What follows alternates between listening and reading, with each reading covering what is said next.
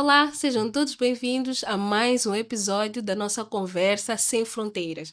Da última vez nós estivemos aqui a falar de uma nova série com o Pastor Mafumo e hoje trazemos o segundo episódio da série O Invisível, ou seja, Conhecendo o Invisível. Nós já estivemos a falar um pouco sobre libertação, sobre a origem dos demônios e entre estas conversas nós queremos que vocês tiveram muitas dúvidas e foram muito edificados no primeiro episódio.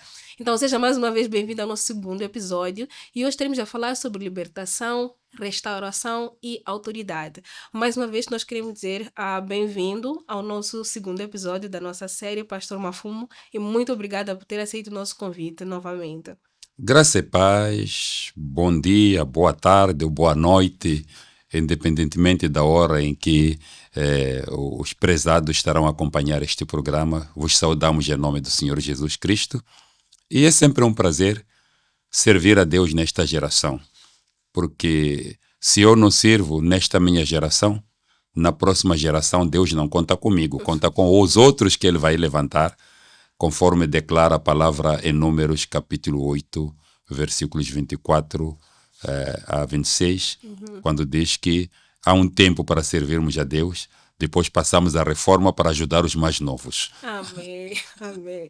Então, mais uma vez, estamos com o Pastor Mafumo para explorar um bocadinho dos seus conhecimentos sobre a arena espiritual. E como eu disse, no último episódio desta série, nós falamos um bocadinho sobre quem são os demônios, falamos um bocadinho sobre alguns espíritos que nós conhecemos com nomenclaturas moçambicanas, falamos da mulher espírito, não mulher espiritual, marido espírito, falamos da diferença do chiquembos e muitas outras questões. Então, eu vos aconselho a assistirem o primeiro episódio antes de assistirem a segunda parte, que é esta.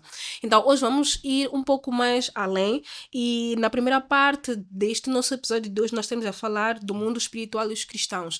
Então, Pastor Mafumo, tem uma questão que muitas vezes nós ficamos muito confundidos, né, acerca deles, que é sobre opressão e possessão. Antes de nós entrarmos na questão de se o cliente fica ou não possesso, gostaria que o pastor mostrasse qual é a diferença da opressão e possessão para o cristão. Grandes perguntas que nós temos são terminologias muito próximas, que se formos a ver que estão a rimar aí, possessão, opressão, obsessão, que estão a rimar. Opressão é o estado em que a pessoa está sujeita a um tratamento opressivo. Então, um tratamento opressivo. Então, os espíritos maus podem exercer uma certa influência numa dada pessoa e esses espíritos, ao oprimir a pessoa, pode ser até mesmo um cristão, pode ser de estar debaixo da opressão.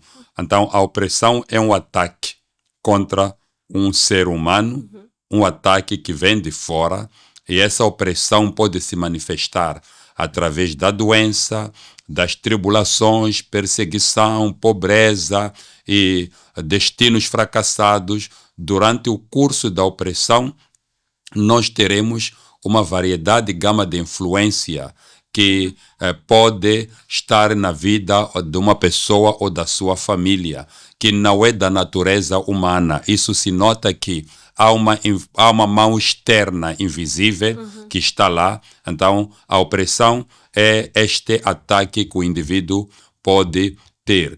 Enquanto que, quando nós falamos da possessão, a possessão é um outro estado em que acontece quando os demônios se movem para dentro da pessoa e tomam controle. Okay? A opressão pode não tomar controle, mas a possessão quer dizer que esta aqui já é nossa propriedade. Nós estamos aqui, viemos, montamos a nossa casa legalmente. E para que haja, por exemplo, vamos voltar de novo para a opressão. Na opressão, os espíritos maléficos podem não ter o controle, mas estar a oprimir a pessoa. Não deixar a pessoa ficar, viver em paz, gozar na plenitude as bênçãos ou as coisas boas que deveria gozar.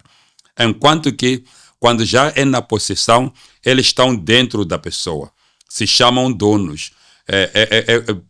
Vou dizer dessa maneira que aqui, quando há uma opressão, uma palavra como um rei, um gritar, o ladrão foge. Sim. Mas quando é possessão, o rei, Não faz o ladrão não faz nada porque ele entrou legalmente.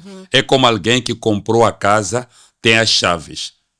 Quando uma criança grita para um ladrão, um homem grande de barba, forte, sai a correr. Mas quando tem as chaves da casa, é preciso um ato legal, jurídico do tribunal para poder acabar com a possessão. Enquanto que a opressão pode se acabar mesmo com um grito, com uma simples oração, mas a possessão já vai precisar de um ato legal, um ato jurídico na arena espiritual para acabar com ela. Então, só para ficar claro, podemos dizer que a opressão seria o externo, uma influência externa sobre a vida de alguém, e a possessão já é algo já interno. É como se alguém estivesse a conduzir o carro e nós fôssemos o carro, e a pessoa tivesse o domínio e a autoridade de conduzir este carro para onde quer que ele queira. Para fazer tudo quanto ele quer. Então, a possessão é dizer que esta é minha propriedade. Adquirir legalmente. Então, nós temos visto que Jesus nos tira da possessão. Quando lemos Colossenses capítulo 1, creio que é o versículo 14, que diz que ele nos transportou do reino das trevas para o reino da luz. Quer dizer que já não estamos na posse. Passamos para uma outra posse. Então, o poder mudou das mãos. O bastão mudou das mãos. Então, saímos de alguém que tinha posse total, o controle de tudo quanto nós fazíamos ou aquilo que nós éramos, passamos para uma outra entidade. A entidade que é o Deus verdadeiro, aquele que é o verdadeiro dono, nós voltamos para ele. Então. Uau! E ainda neste contexto de possessão e opressão, nós já entendemos que todo mundo é susceptível a ser oprimido. Mas então a possessão, será que um crente de verdade, um crente nascido de novo pode ser possesso? Um crente nascido de novo pode ser possesso? Antes de nascer de novo, o que ele era? Então, se ele tem a natureza adâmica dentro dele, a natureza pecaminosa, quer dizer que ele ainda está em processo de santificação, está em processo de reconstrução. Então, se ele abrir uma brecha, alguma porta em sua vida, essa possessão pode voltar, essa opressão pode voltar. Quero que você saiba uma coisa, é que o demônio tem força onde há pecado. Como bem disse Salomão, não há nenhuma maldição que vem sem causa. Então, quando você vê o pássaro a voar, a fugir, é que há uma armadilha aqui. Então, que não conseguiu lhe pegar. Então, não há nenhuma maldição que vai aparecer nas nossas vidas sem que haja uma causa. Então, qualquer pecado oculto, seja pecado de comissão ou pecado de omissão. Não sei se vou ter que explicar esses conceitos. Acho que é melhor explicar só para quem está do outro lado, talvez não entenda a diferença das duas. Portanto, o pecado de comissão é aquele pecado que realizamos, vamos dizer, de forma consciente. Não estou a dizer que o de omissão não é consciente, mas realizamos, por exemplo, quando transgredimos a palavra de Deus, praticando a fornicação, o adultério, praticamos a idolatria, o derramamento de sangue, quando tiramos palavras más da nossa boca, então alojamos pensamentos maus em nós e chamamos isso pecado de comissão. Enquanto que o pecado de omissão tem a ver com o omitir. Quando nós deixamos de cumprir com certos mandamentos que Deus está a nos mandar na sua palavra. Por exemplo, se a Bíblia diz que temos que dar o dízimo e não damos o dízimo, é pecado de omissão, não é de comissão. Ok. O pecado de omissão é aquilo que Deus falou na sua palavra. Estamos dentro da igreja, na vida cristã, na caminhada cristã, então cometemos o pecado de omissão. Mas existe o pecado de comissão. Então, a diferença, então, quando o cristão comete esses dois tipos de pecado, seja o pecado de comissão ou de omissão, todos são pecados. Sim. Que levam ao inferno. Está a abrir uma brecha na sua vida. E essa brecha vai ser bem aproveitada. Como bem disseram os apóstolos, o diabo anda a vosso redor, à procura de uma brecha, uma oportunidade para entrar, para dizer que qualquer pecado, seja pecado da língua, seja pecado de todo o nosso corpo, abre uma brecha. Por exemplo, para alguém ser infectado, vamos dar um exemplo, por uma doença como HIV-Sida, desde que haja uma brecha para a contaminação, não importa de onde é que virá. Sim. É do tratamento do cabelo, é do tratamento das unhas lá no pedicure, é do corte do cabelo no barbeiro, é no hospital a receber uma injeção, é um corte qualquer com um objeto cortante, a infecção vai chegar. Então, não importa de qual lado, mas a infecção vai chegar. O pecado também pode ser por pecado de comissão ou de omissão. Quando ele chega, vai abrir uma brecha, uma porta, para que a opressão venha, os ataques venham. Depois da opressão vem a possessão. Então podemos dizer que até chegar à possessão, depois da nossa conversão, leva um tempo. Significa que o indivíduo tem que estar literalmente a viver no pecado de forma consciente e passar do nível de opressão para chegar até a possessão. Repete? Estava a dizer que, neste caso, para alguém que já converteu-se para chegar ao nível de possessão, é um nível que não acontece do dia para a noite. Não é de um dia para a noite. Sim, como o pastor estava a explicar aqui, exige um ato de pecado constante, de tal modo que a opressão sai do estágio de opressão e já dá abertura para uma possessão. A possessão. Sim, porque se nós cometemos um pecado e imediatamente o Espírito Santo toca o seu alarme para nos exortar que alguma coisa transgrediu, como os carros modernos que quando chegam a uma certa velocidade te avisam, dizer que, amigo, nós não temos problema, quem vai perder o céu é você, quem vai para o cemitério é você. Então o carro te avisa, dizer que aqui já está a exceder o limite da velocidade, tendo em conta as tuas estradas aqui. Sim. Então o Espírito Santo faz essa função. Se a pessoa ouve a voz do Espírito, se a pessoa ouve a voz profética, que é a pregação na igreja, a pessoa ouve a voz a partir da leitura da palavra, se arrepende imediatamente, aquela opressão acaba e não vai chegar à possessão. Ok. Quando a pessoa já está possessa, perdeu o controle de si. Vou trazer aqui as palavras de um certo homem, David Youngshaw, que dizia: há uma diferença entre há uma diferença entre quando estamos com uma coisa que nós controlamos e aquilo que está fora do controle do nosso. Então, há aquilo que quando está dentro, quando nós estamos reação e ação, ok? A diferença. Por exemplo, quando nós estamos a reagir, quer dizer que perdemos o controle. Alguém já está nos controlando. Então, a reação é alguém que está fora do controle. Okay. Já não controla, a máquina não controla o seu corpo, porque há uma outra força dentro que já tomou controle. Então, aí a pessoa está a reagir. Okay. Mas quando a pessoa está no controle do seu corpo, consegue manejar, direcionar como ele quer. Então, quando há uma opressão, eu ainda estou dentro do controle, ainda posso fazer algo para poder mudar de direção. Mas quando há possessão, eu já perdi o controle. Alguém que está a me dirigir faz isso, não faz aquilo. Uau.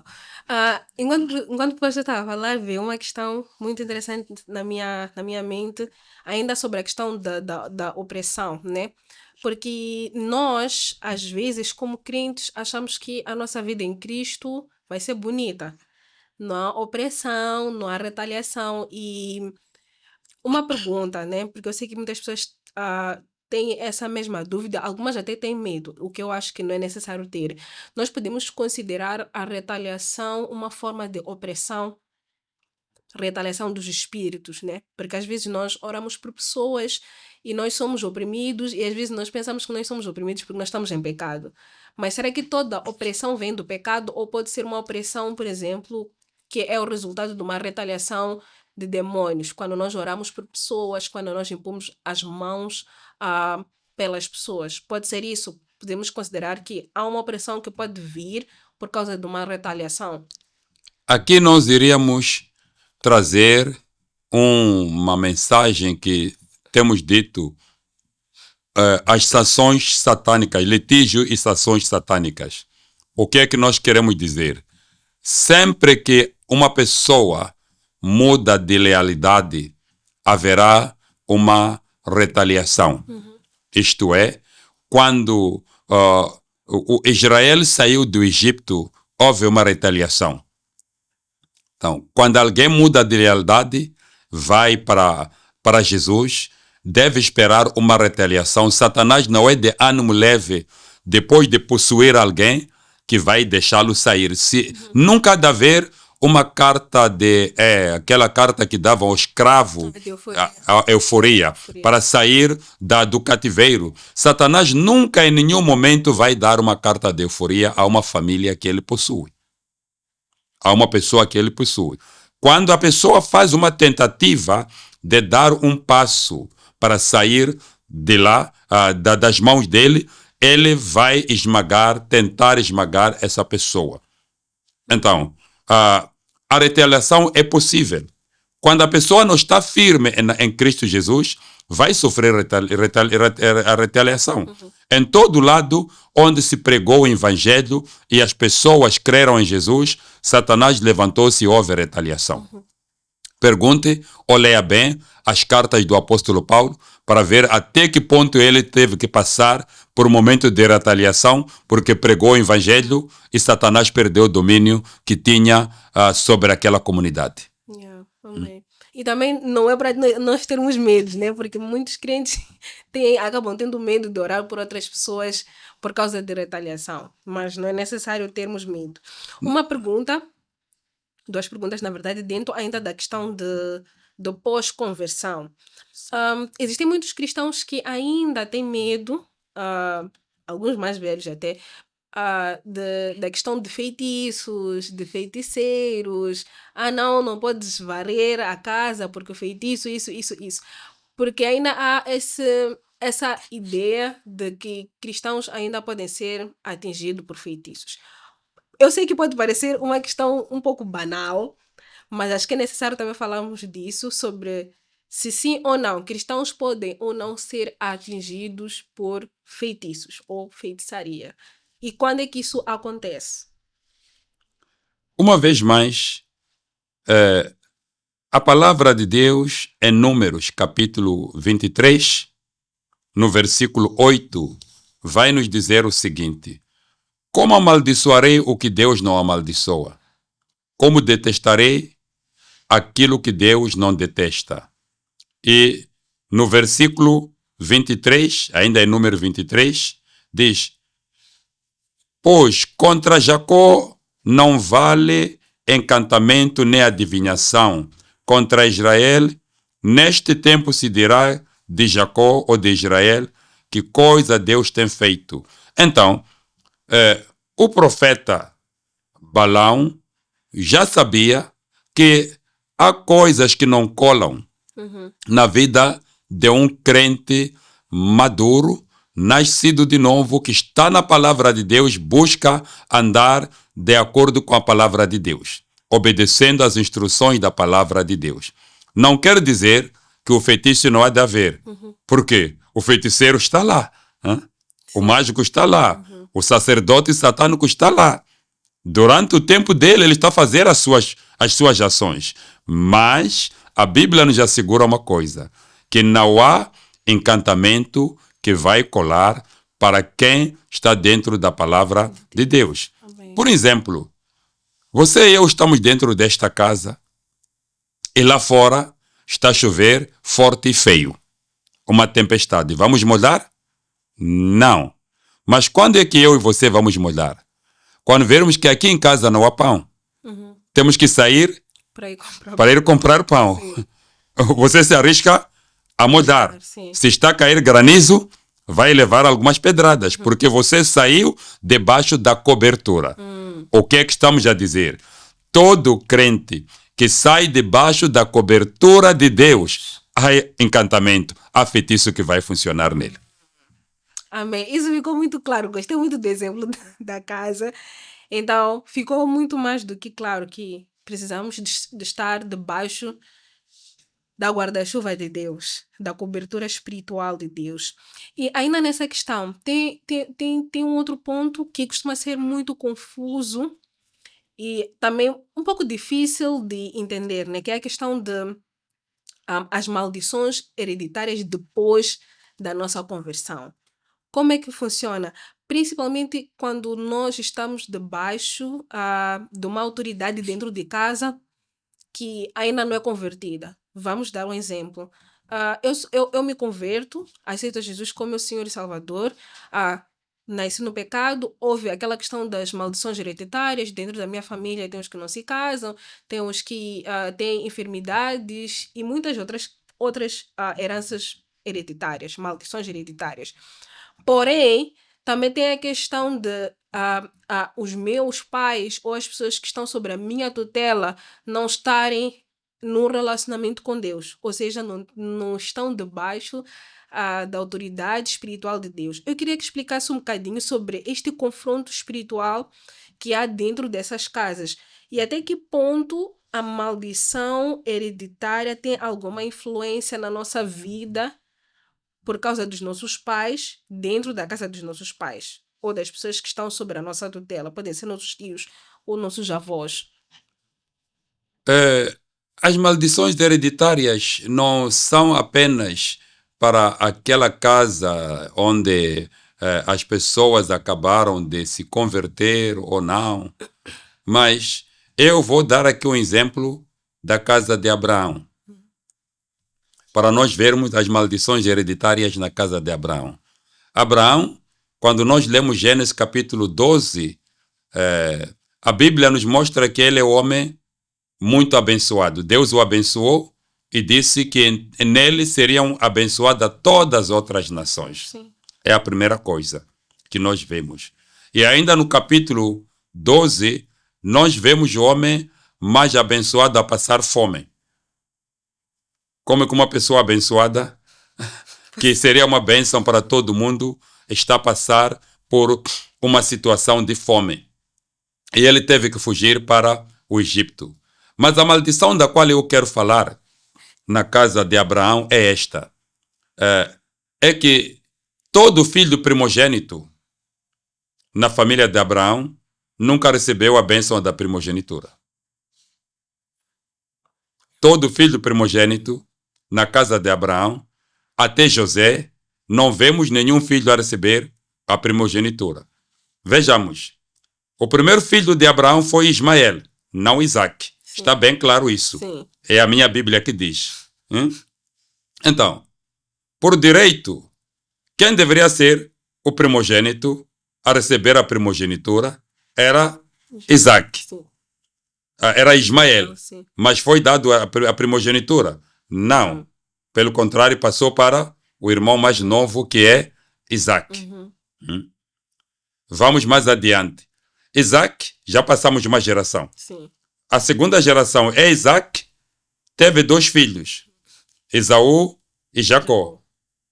Isaac compreendia que a primogenitura tinha que ir para Esaú. E ele fez todos os preparativos para abençoar a Esaú. Mais uma vez, No momento em que os preparativos estavam a ser feitos, Jacó apareceu e tomou o lugar da primogenitura. Então temos aqui uma segunda geração que o primogênito não foi abençoado. Jacó, já vamos à terceira geração.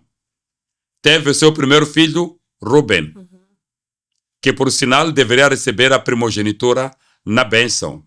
Mas em Gênesis 49, ele passa a primogenitura para José, que nem era o segundo, nem era o terceiro, nem era o quarto. Estava lá nos penúltimos, ou o penúltimo filho da família. Sim.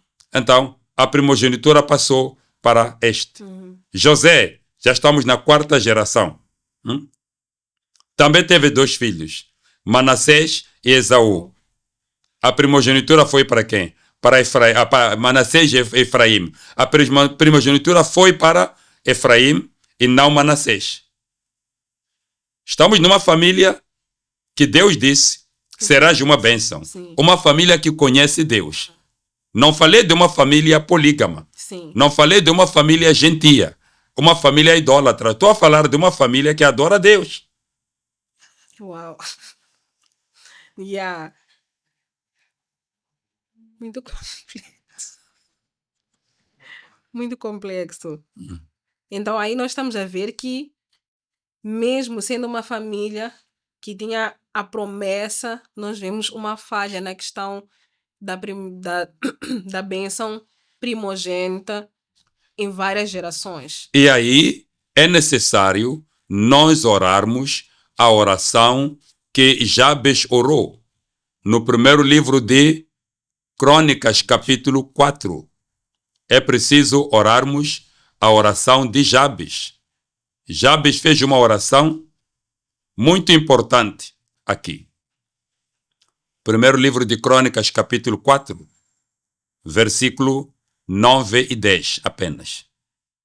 E Jabes foi mais ilustre do que todos os seus irmãos, e a sua mãe o chamou o nome de Jabes, dizendo, por enquanto com dores o dei à luz.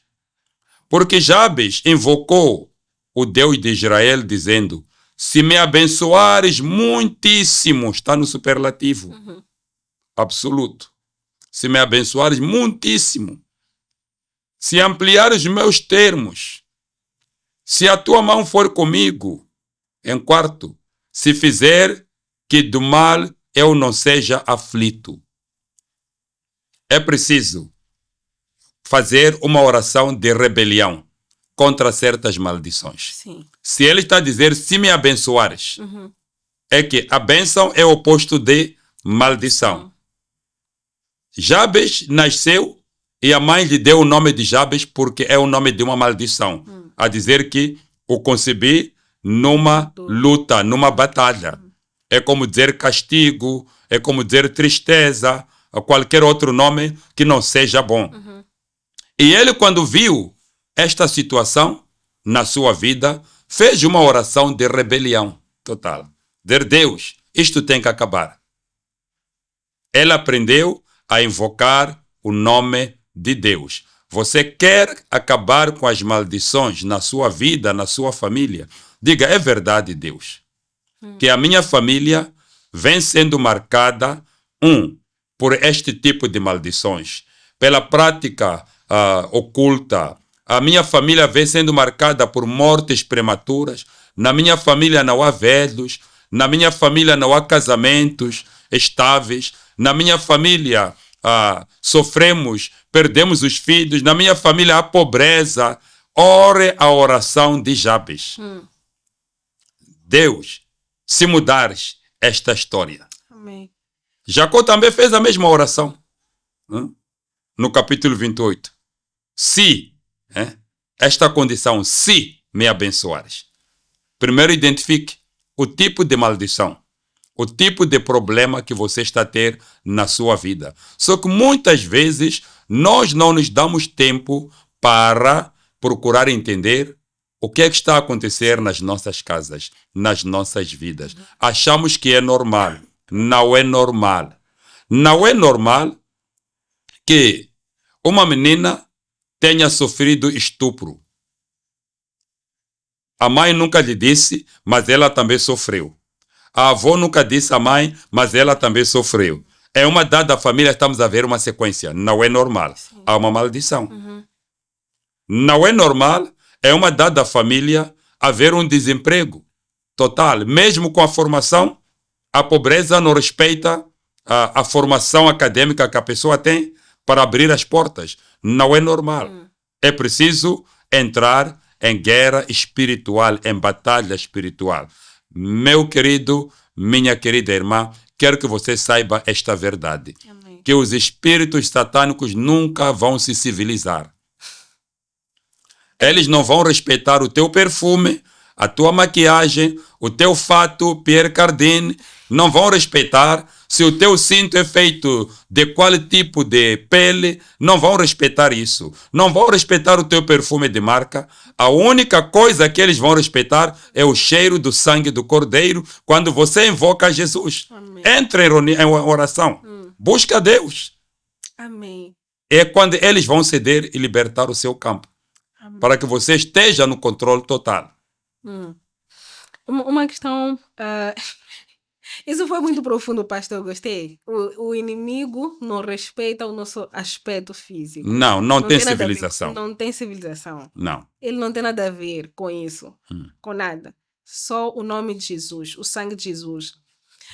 Entrando nessa questão já do processo de libertação, e nós já entendemos que nós estamos debaixo de uma maldição, nós estamos debaixo dessa esfera demoníaca.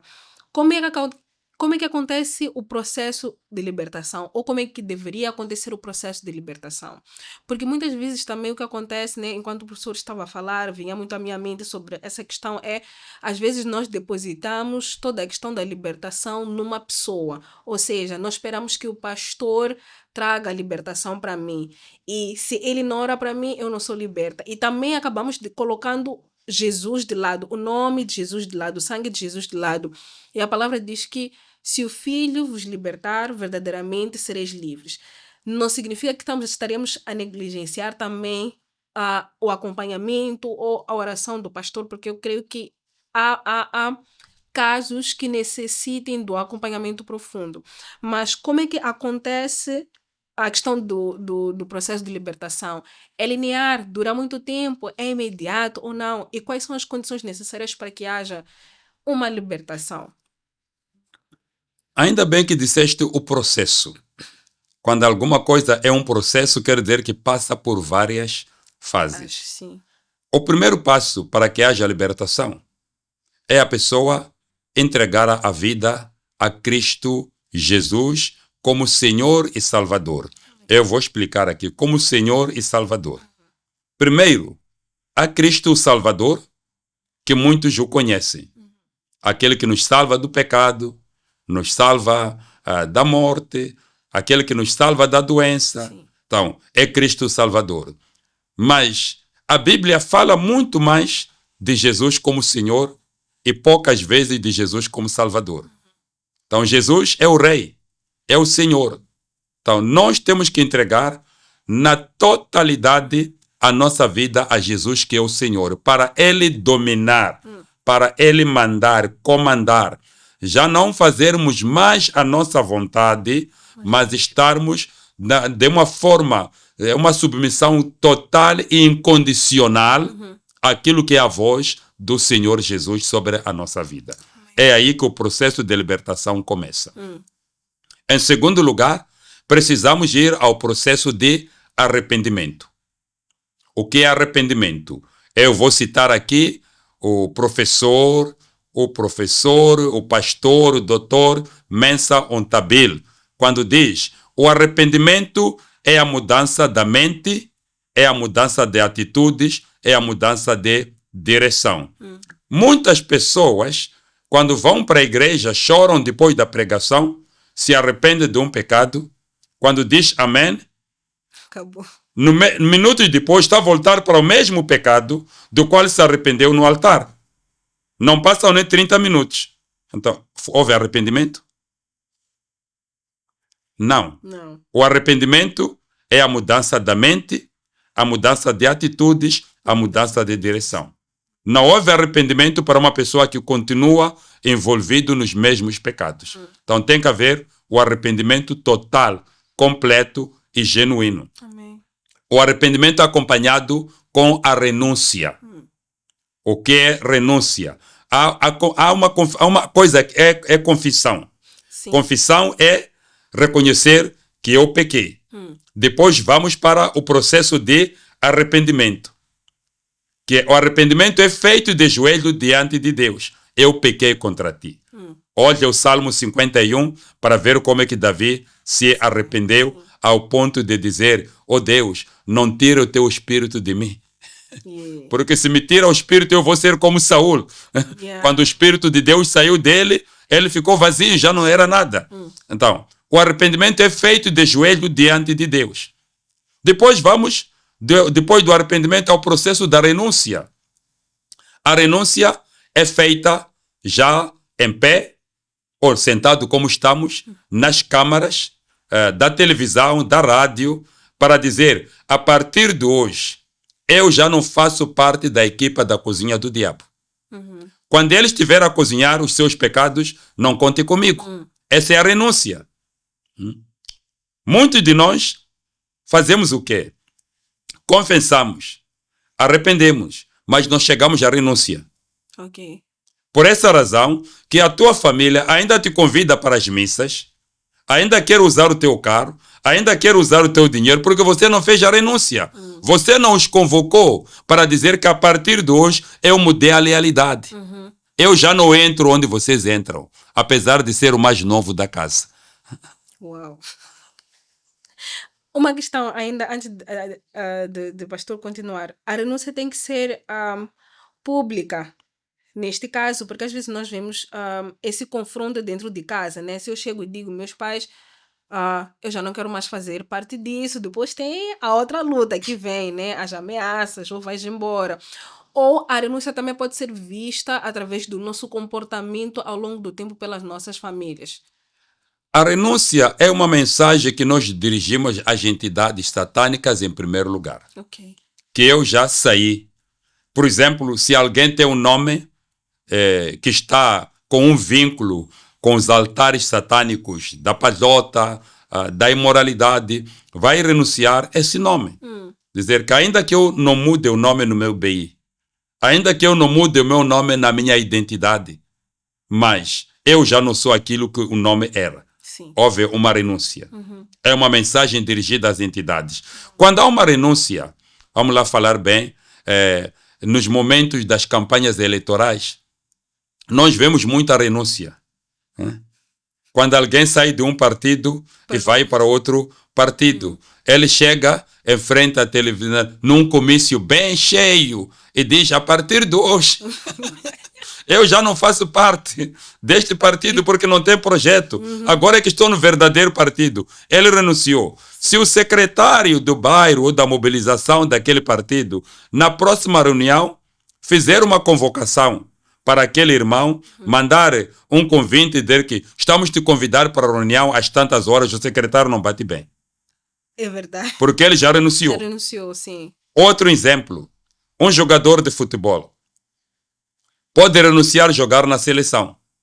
Dizer: a partir de hoje, quando o treinador convocar o jogador para se alinhar pela seleção nacional, não contem mais comigo. Eu já dei o que tinha que dar, estou a sair. Então ele está a renunciar. Está a renunciar. Então, a renúncia é uma mensagem dirigida às entidades satânicas. Sejam humanas, sejam espirituais. Sim. Então, quando a família está dentro de um controle satânico, está dentro da possessão satânica, a tua aceitação a Jesus, quando você aparecer para renunciar a eles, toda a renúncia vai instigar uma mensagem, vai instigar o litígio e sanções satânicas. Há de haver perseguição. É como um contrabandista que quer sair do grupo e os outros vão dizer: você virou uma ameaça para nós. Então é melhor acabarmos contigo. Uau. Isso me fez lembrar de algo que aconteceu comigo no meu processo de libertação, que foi muito longo. E eu lembro que eu passei por uma fase, foi a primeira vez. Foi um processo difícil, mas foi a primeira vez que eu entendi a questão da renúncia, né? Uhum. Porque eu não conseguia lembrar de algumas coisas. E como o pastor falou no nosso primeiro episódio anterior, que tem coisas que já vêm das nossas famílias, não são coisas que nós fizemos. Então, eu me recordo que com as pessoas que estavam a acompanhar-me naquela época, no processo de libertação, uma das coisas que um deles sugeriu é que eu começasse a escrever, né? Porque eu não conseguia falar. Eu lembro que eu escrevia, eu renuncio todo o pacto, não sei o quê, e às vezes, quando eu estava para escrever algumas coisas, a renunciar, eu começava a manifestar. E isso também ajudava a identificar portas abertas. Então, nós podemos dizer que também a renúncia pode também nos levar a esses lugares que ainda estão escondidos para tirar essa legalidade de Satanás das nossas vidas. É verdade. Há coisas que virão na mente a partir do momento que você coloca a caneta a escrever. Sim. Ou a partir do momento que você está no altar a dizer, hoje eu quero renunciar a estas coisas. Por exemplo, dizíamos ontem na nossa mensagem, falávamos dos pactos de sangue. Não pactos de sangue. Sim. Mas os pactos de sangue que nós estamos a falar é que toda relação sexual é um pacto de sangue. Uhum. Então, para a pessoa ser liberta da possessão ou da opressão que vai sofrer ao longo da vida quando está já num outro relacionamento, num casamento bem feito, mas que ainda sofre aquelas consequências por causa de ter se juntado como uma só carne com a outra pessoa antes do casamento ou em adultério, para poder renunciar àqueles pecados é preciso ter o seu CV sexual. Ter os nomes e dizer, Deus, eu renuncio à minha ligação, como eu tenho aqui a Bíblia, com Joel, com Oséias, com Amós. Eu não falei o seu nome, eu falei aqueles nomes que estão aqui na Bíblia. Eu renuncio o meu envolvimento com Raabe, com Tamar, com Jael. Então, estou a falar os nomes que estão aqui na Bíblia. Eu renuncio. Então, porque isto desagradou a ti. Sim. Então, é preciso, em algum momento, ter um processo consciente, onde o Espírito Santo vai nos lembrar as coisas que vamos renunciar. Há coisas que nós já esquecemos, mas o Espírito Santo, em um momento, vai nos trazer a memória. Há coisas que nós já esquecemos, já não podemos nos lembrar, ou não há ninguém da família para poder nos lembrar. Mas o Espírito Santo que sonda até a mente de Deus. Qual é a mente humana que ele não vai sondar? Qual é a mente aqui na face da terra que não vai sondar? Daí que Jó, no capítulo 33, versículo 14 a 15, diz, quando os homens dormem nas suas camas, Deus fala através de sonhos e visões durante a noite. Sim.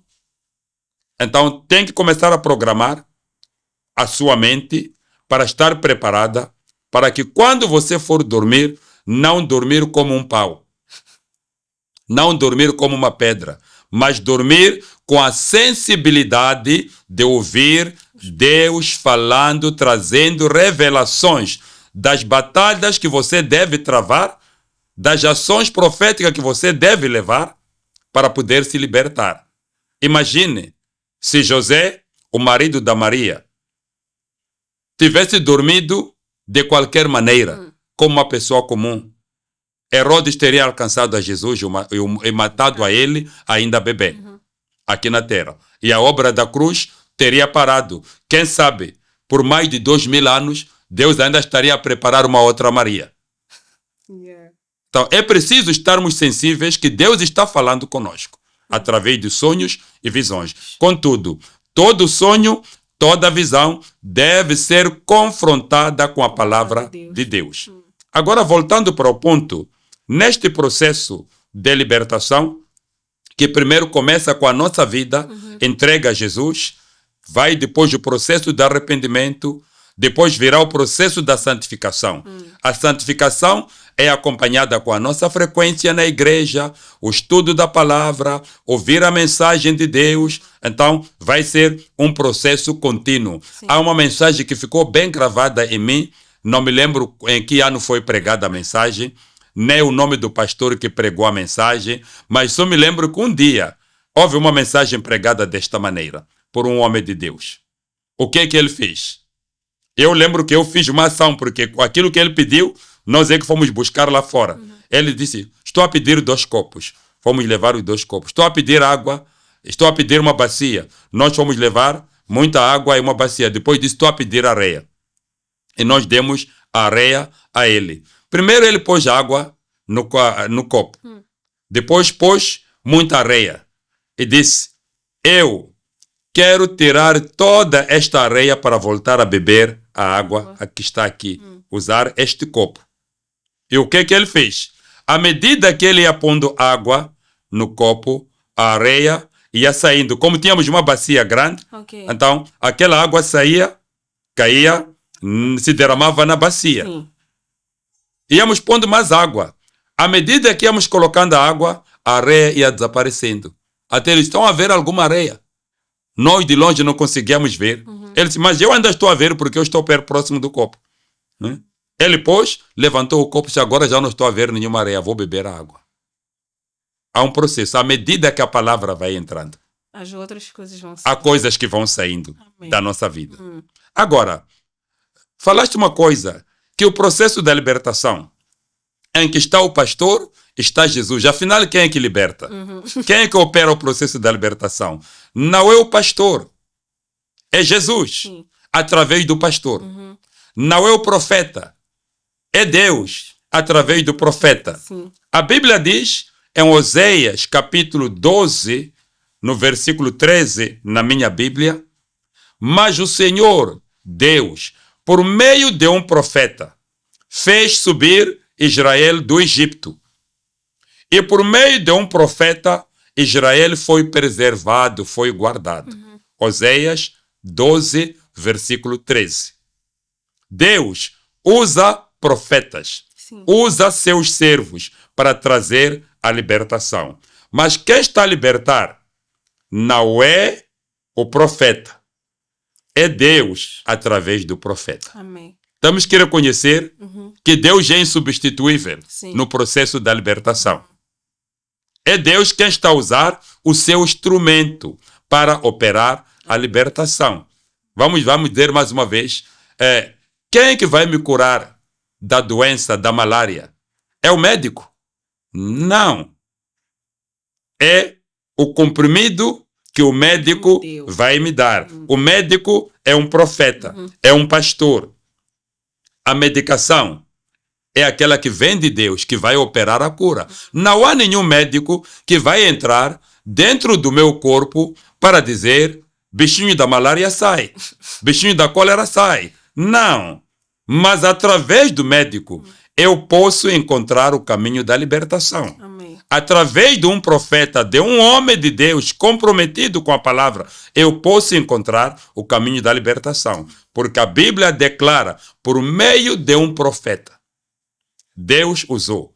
Escute, há coisas que Deus não há de fazer na tua vida a não ser através de um vaso humano que é ponto de contato que está aqui na terra.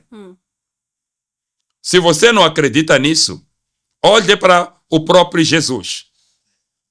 Para ele começar o ministério, ele teve que ir ter com João Batista. Sim. Não havia nenhum outro portal de Deus a não ser João o Batista.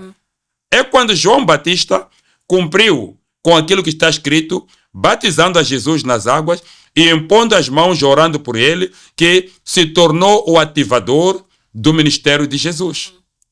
Então, há coisas que na sua vida você pode orar sozinho, fazer barulho aí com teu Deus, é verdade, mas terá que ir ao encontro de um homem de Deus. Amém. Para ele ativar essas coisas a acontecer na sua vida. Amém. Com isso também nós estamos a dizer para irem idolatrar aos homens de Deus. Não. Que fique claro, porque tem irmãos, infelizmente, muitas pessoas que acabam entrando num estado de idolatria. Não podemos comprometer o homem de Deus. Sim. Não provoque problemas ao homem de Deus. O homem de Deus não é Deus. O homem de Deus é um instrumento que Deus usa. Então não precisamos de idolatrar a ele.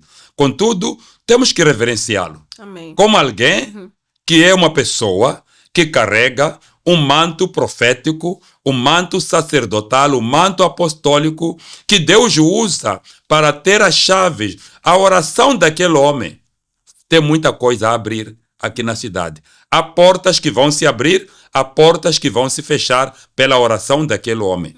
Não é qualquer um. Por quê?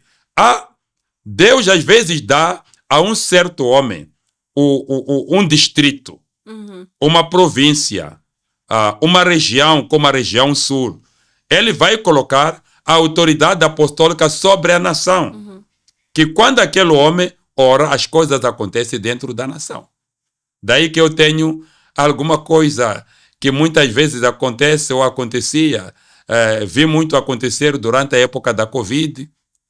Vi também acontecer durante o momento das manifestações. Alguém postar alguma coisa lá nos grupos. Estou a convocar uma reunião nacional. Mas com que autoridade você convoca uma reunião nacional? Vamos todos para orar. Sim, Escute. Tem que ver com que autoridade apostólica, profética, você convoca uma reunião nacional. Quem é você para convocar uma reunião de todo o povo? Moçambique todos vamos orar. Quem é Moçambique todo que vai orar? Problemas que estás a provocar. É verdade. Existem homens de Deus. E vejamos mesmo aqui dentro da nossa nação, para que certos homens de Deus convoquem uma reunião nacional, precisam se juntar. Sim.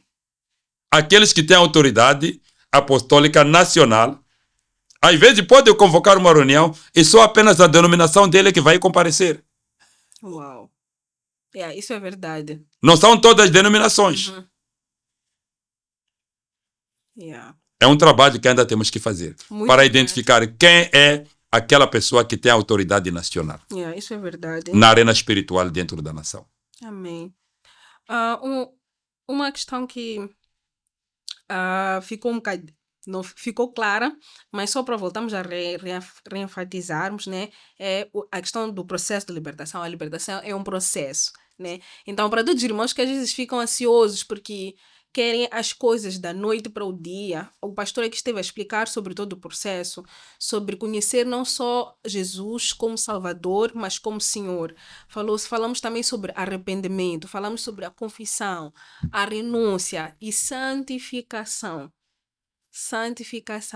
Então é muito importante nós observarmos todas estas questões não como métodos ou protocolos, mas como uma coisa importante na nossa vida durante o processo de libertação, porque às vezes nós só queremos ir, impor as mãos para nós, ficamos libertos e é aquilo que o pastor disse, voltamos à nossa vida normal e não esquecemos que até a Bíblia fala um bocadinho sobre isso, ilustra o demônio ficaria ao redor à espera para ver se a casa já dá ou não para voltar. E quando voltam enquanto em são... quantidade. Exatamente. E o estado em que eu estava... vai ser pior. Pior. Muito pior.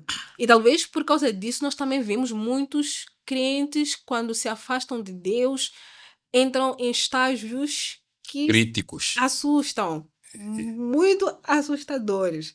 Eu já presenciei isso antes, quando eu estava na faculdade. Existia um jovem, ele falava muito sobre Jesus. Só falava sobre Jesus. Chegou uma época, nós não sabemos muito bem o que aconteceu. Ele começou a afastar-se de Jesus e ele literalmente tornou-se uma pessoa irreconhecível, a viver uma vida irreconhecível, fora de Cristo. Então, temos que observar estas questões todas e entendermos se realmente nós queremos esta liberdade ou não, porque antes de qualquer outra pessoa nós também temos que querer estar livres, né? Não é só as outras pessoas estarem a orar por nós e depois vivermos a vida e darmos trabalho às outras pessoas, fazerem trabalho de maracuíno por nós, né? Uma outra questão que eu queria fazer dentro da questão de pessoas que foram cristãs, depois recaíram, né? Caíram, vamos dizer assim, afastaram-se de Deus. Como é que nós, como líderes e como igreja, podemos lidar com essas pessoas, né? Que em algum momento se afastaram e querem voltar, mas também tem essa questão da opressão. E queria talvez que falasse um bocadinho sobre a questão do discipulado, porque eu acho que também é uma outra questão que é negligenciada dentro do processo de libertação e do acompanhamento, né, das pessoas.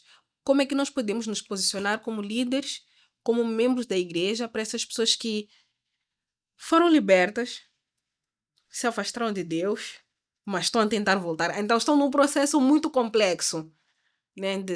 Já esteve no pecado, aceitou a Jesus, depois caiu de novo. Nós estamos a falar de pessoas que estão a viver no pecado e que estão a gostar do que estão a fazer, mas de pessoas que estão nessa luta. Como é que nós, do outro lado, podemos nos posicionar para ajudar estas pessoas?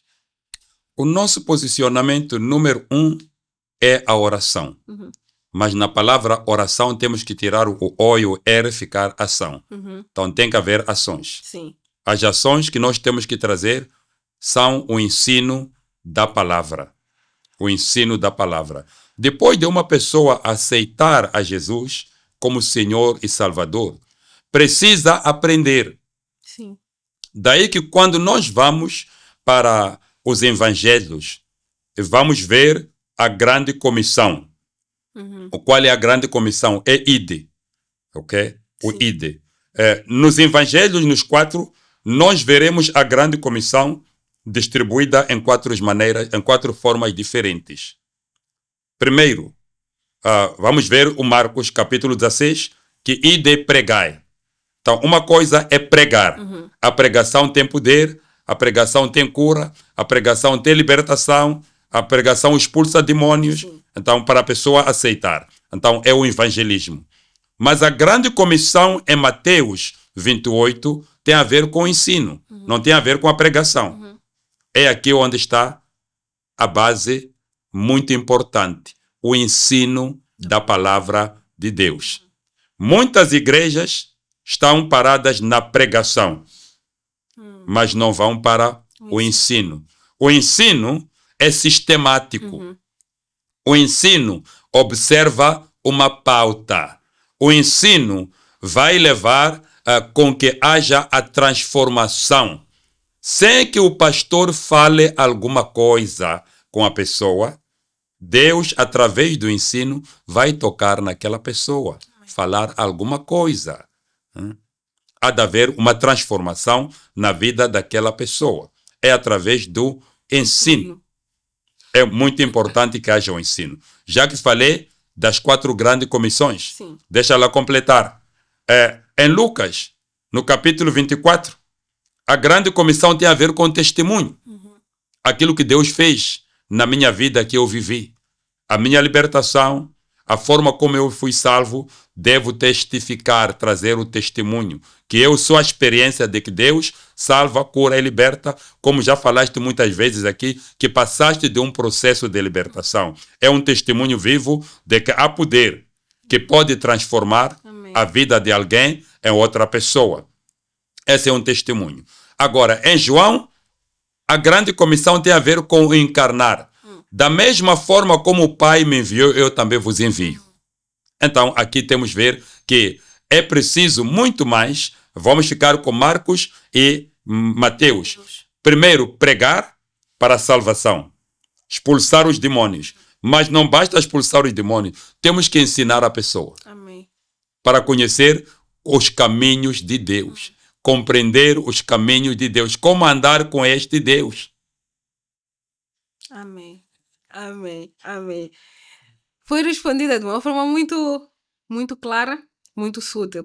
E só antes de nós entrarmos na última parte, que vai ser muito interessante para mim, só para nós nos lembrarmos, né, de tudo que nós estamos a falar até agora. Nós falamos de libertação, falamos sobre o processo de libertação e dissemos, como o nome diz, é um processo. Então não podemos esperar sempre que algumas coisas mudem da noite para o dia na nossa vida. E também precisamos nos lembrar que existem consequências nas nossas escolhas, dos nossos pecados. Então, o fato de nós estarmos libertos também não vai impedir que hajam consequências das nossas próprias escolhas ou que vivamos as consequências do que nós já fizemos. O perdão existe, claro, mas existe a necessidade do arrependimento, da renúncia, da confissão, da santificação. E também falamos um bocadinho sobre falamos sobre a autoridade no nome de Jesus, que não há nada que nós possamos fazer se Jesus não estiver envolvido, se o nome de Jesus não estiver envolvido, se o sangue de Jesus também não está envolvido em todo esse processo. E Falamos também sobre batalhas espirituais, tanto no primeiro episódio como neste último episódio. E ficamos com alguns minutos e nós queríamos fazer algo diferente neste episódio. Primeiro, eu queria que o pastor deixasse alguns conselhos práticos para todos que estão a passar por algum problema espiritual e ouviram os nossos 2 episódios ou estão a ver os nossos 2 episódios até agora. E depois disso, vamos terminar este nosso episódio, como eu disse, de uma maneira diferente.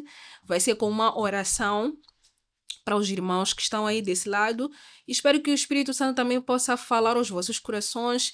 E eu creio que também Deus estará a falar nos nossos corações através desta oração que nós teremos para fechar o nosso episódio. Mas antes de mais, gostaria que deixasse alguns conselhos práticos para quem está a sofrer uma opressão ou para quem está num ambiente espiritualmente pesado, podemos assim dizer, né, pastor?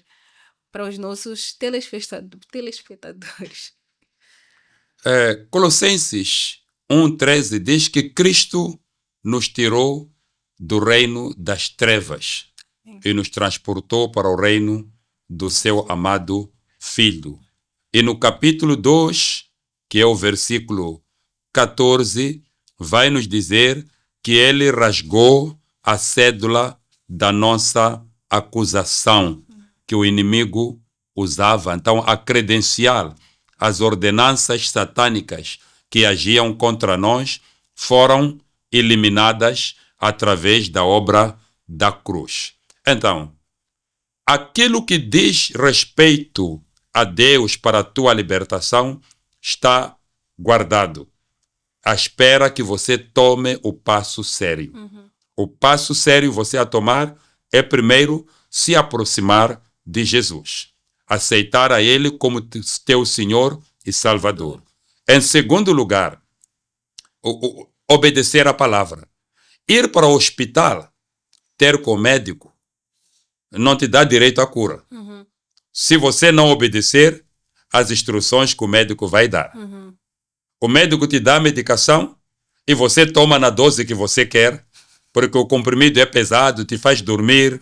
Então eu tenho que quebrar, não vou tomar esse medicamento, vou tomar os outros. O que é que vai acontecer? A sua cura pode ser lenta, porque você não está a observar a dose da medicação que está a ser dada. Então, escute aquilo que o teu pastor está a te ensinar e acompanhe os passos. Amém. Levante. Se é necessário, nas vigílias da noite para orar, levante e ore. Se é necessário aplicar o jejum, aplica o jejum, porque Jesus disse, há um tipo de demônio que não sai a não ser pela oração ou pelo jejum. E quem é que deve jejuar? Não é a outra pessoa enquanto você está a comer. Você está a aumentar de peso. Não. É você quem deve emagrecer. É você quem deve jejuar pela sua própria vida. Amém. Então, isso é muito importante. E não deixe de frequentar a igreja. Como declara Hebreus, não abandonemos a nossa própria congregação. Você deve ser alguém que está na igreja a acompanhar o processo do culto, contribuir. Não vai para a igreja apenas para marcar a presença. Vai para a igreja para marcar o encontro com Deus. Também cultive o hábito de ter o culto doméstico. Amém. O culto pessoal na sua própria vida. Faça um mapeamento espiritual para identificar a tua linhagem. Será que este problema só afeta a mim ou já afetou outros membros da família? Já houve um trabalho sério? Não? Então você comece, quem sabe, a libertação tua pode significar a libertação de todos os membros da tua casa. Amém. A libertação de todos os membros da tua família e, quem sabe, as próximas gerações. Se você não fizer nada, os teus filhos poderão sofrer ainda muito mais por causa disso. Então, faça a sua parte neste caminho da libertação.